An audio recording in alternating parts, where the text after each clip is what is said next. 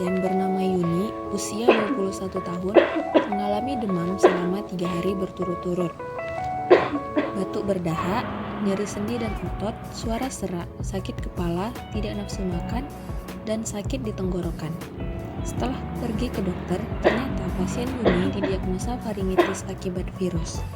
Setelah mendapatkan resep dari dokter, pasien Yuni mengunjungi apotek untuk mendapatkan obatnya. Silakan masuk.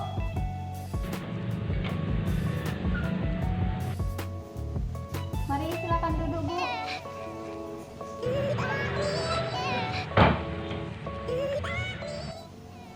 Perkenalkan, saya Dian Ajangaidia, apoteker yang bertugas pada hari ini. Ada yang bisa saya bantu, Bu? Ini Bu, saya mau nebus resep dari dokter. Baik, saya dulu ya.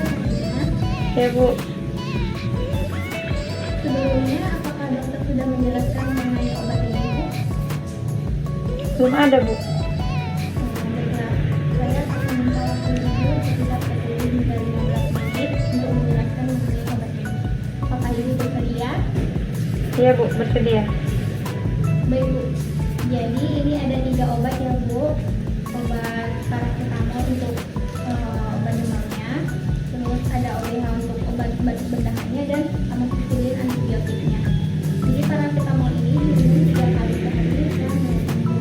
Jadi kalau misalnya jam 12 waktu Ibu minum obat, jam 8 malamnya Ibu minum lagi. Itu juga seterusnya. Nah, jika demamnya sudah sembuh, obatnya tidak perlu diminum lagi ya, Bu ya. Iya Bu. Begitu juga dengan OBH-nya.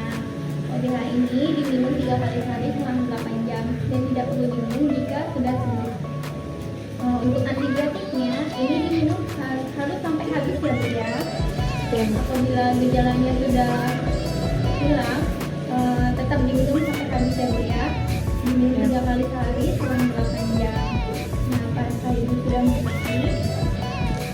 Sudah mengerti Bu.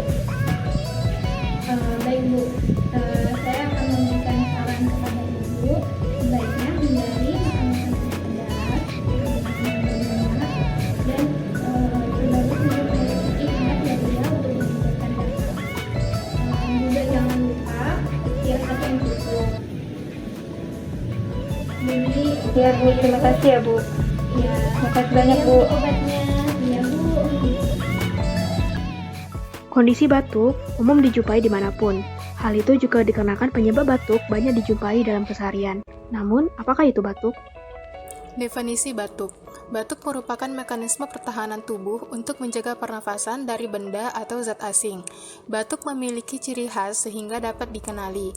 Satu hal yang perlu diingat bahwa batuk hanyalah sebuah gejala, bukan suatu penyakit. Batuk baru bisa ditentukan sebagai tanda suatu penyakit jika ada gejala lain yang menyertainya. Batuk yang tidak efektif dapat menimbulkan berbagai efek yang tidak menguntungkan berupa penumpukan sekret yang berlebihan, atelektasis, gangguan pertukaran gas, dan lain-lain. Batuk yang tidak efektif mungkin terjadi karena gangguan di saraf aferen, pusat batuk, atau di saraf eferen yang ada. Batuk yang berlebihan akan terasa mengganggu. Etiologi batuk. Batuk dapat disebabkan oleh berbagai faktor seperti virus, contohnya flu dan bronkitis, debu, akibat polusi udara, asap dari zat kimia, asap rokok, penggunaan atap asbes, serbuk sari tumbuhan, paparan obat, contohnya seperti penggunaan obat golongan S inhibitor, beberapa penyakit seperti kanker, paru-paru, TBC, tifus, radang paru-paru, asma, dan gagal jantung kongestif. Jenis batuk. Jenis batuk berdasarkan waktu berlangsungnya dapat dibagi menjadi sebagai berikut. Yang pertama ada batuk akut. Batuk akut adalah batuk yang berlangsung kurang dari 3 minggu. Batuk jenis ini umumnya disebabkan oleh infeksi virus saluran nafas atas. Bentuk batuk yang sering ditemui merupakan jenis batuk akut ringan yang disertai demam ringan dan pilek. Yang kedua, batuk subakut. Batuk subakut adalah batuk pasca infeksi atau batuk yang dimulai bersamaan dengan ispa yang tidak komplikasi dengan pneumonia. Penyebabnya, batuk pasca infeksi, sinusitis bakteri, atau asma. Yang ketiga, batuk kronis. Batuk kronis adalah batuk yang berlangsung lebih dari 3 minggu atau terjadi selama 3 bulan berturut-turut. Batuk jenis ini biasanya disebabkan oleh bronkitis, asma, dan tuberkulosis. Patofisiologi batuk. Pada dasarnya, mekanisme batuk dapat dibagi menjadi 3 fase, yaitu fase inspirasi, fase kompresi, dan fase ekspirasi. Fase inspirasi dimulai dengan inspirasi singkat dan cepat dari sejumlah besar udara. Pada saat ini, glotis atau pangkal tenggorokan secara refleks sudah terbuka. Setelah udara diinspirasi, maka mulailah fase kompresi di mana glotis akan tertutup selama 0,2 detik. Pada masa ini, tekanan di paru dan abdomen akan meningkat sampai 50 sampai 100 mm Hg. Tertutupnya glotis merupakan ciri khas batuk yang membedakannya dengan manuver ekspirasi paksa lain karena akan menghasilkan tenaga yang berbeda. Di pihak lain, batuk juga dapat terjadi tanpa penutupan glotis. Kemudian, secara aktif, glotis akan terbuka dan berlangsunglah fase ekspirasi. Udara akan keluar dan menggetarkan jaringan saluran nafas serta udara yang ada, sehingga menimbulkan suara batuk yang kita kenal. Etika batuk yang baik dan benar menurut WHO, tutup hidung dan mulut menggunakan lengan baju bagian dalam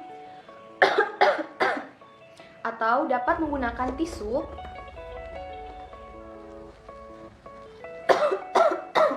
lalu jangan lupa buang tisu ke tempat sampah lalu segera cuci tangan dengan air mengalir atau dapat menggunakan hand sanitizer. Dan yang terakhir, jangan lupa gunakan masker agar virus tidak menyebar ke orang lain ataupun sekitar.